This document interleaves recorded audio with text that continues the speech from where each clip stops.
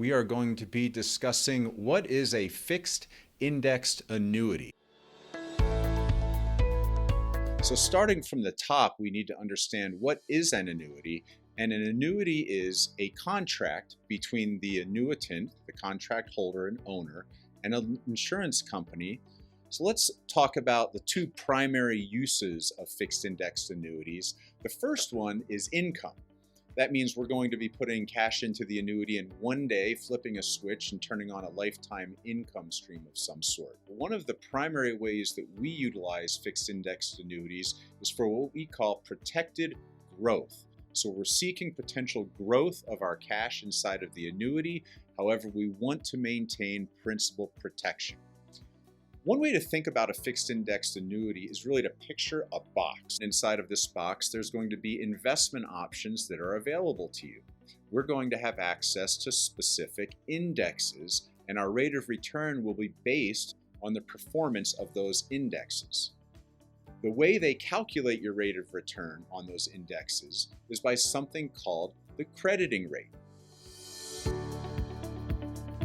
A segment is a defined period of time, oftentimes 1, 2, or 3 years in length, where you're measuring the return of the index that you're investing in.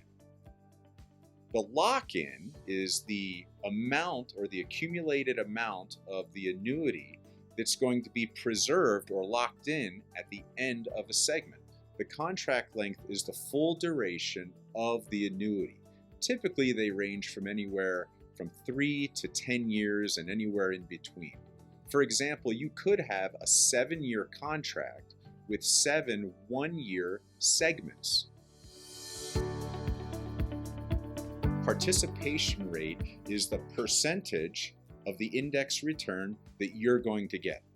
If you have, for example, an 80% participation, or we call it par rate, if the index were to increase by 10%, and you have 80% participation, 80% of 10% is 8, so you would be credited with 8%.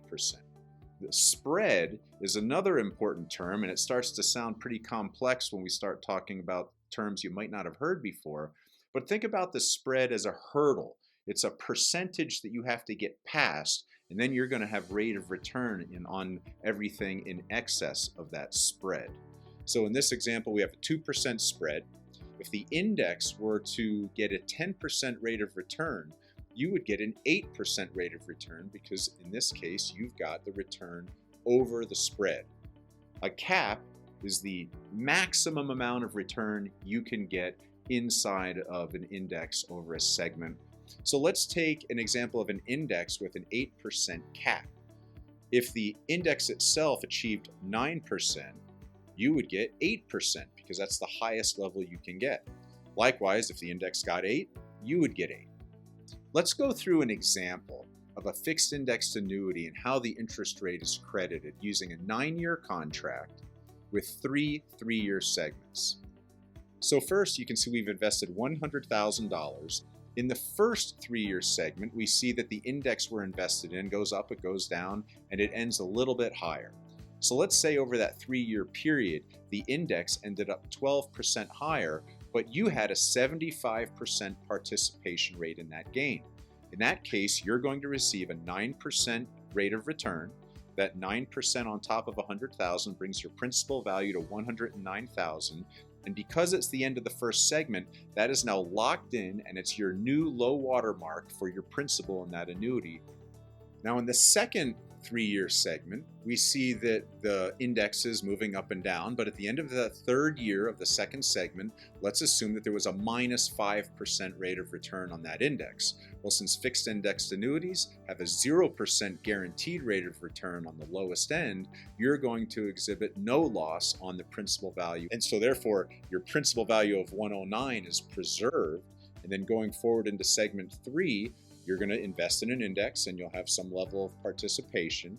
And in this case, let's assume that we had 75% par on a 12% rate of return over the duration of the segment. You got another 9%. So now your total principal value at the end of the 9th year is $118,810. So fixed index annuities are like anything else in the world. They have their ups and they have their downs. First, fixed index annuities, as we've spoken about, have principal protection. Regardless of index performance, you're going to still have your principal preserved. In addition, the fixed index annuities are going to have growth potential based on the crediting methods that we just talked about. There are some annuities that offer what's called an optional lock-in. So an optional lock-in says, if I'm happy with the principal value and the growth that it's achieved so far, you might be able to voluntarily lock it in at that value, and that will be your new low water mark or floor. Another pro of fixed index annuities that is significantly different than variable annuities is there is no fee unless you're choosing a rider or a specific type of investment. Most of the fixed index annuities, and certainly the ones we use, primarily have no fee associated with them. Now, on the downside, there are some limited liquidity provisions. If you took all of your money out in year 2, you may pay a pretty hefty contingent withdrawal charge to the insurance manufacturer.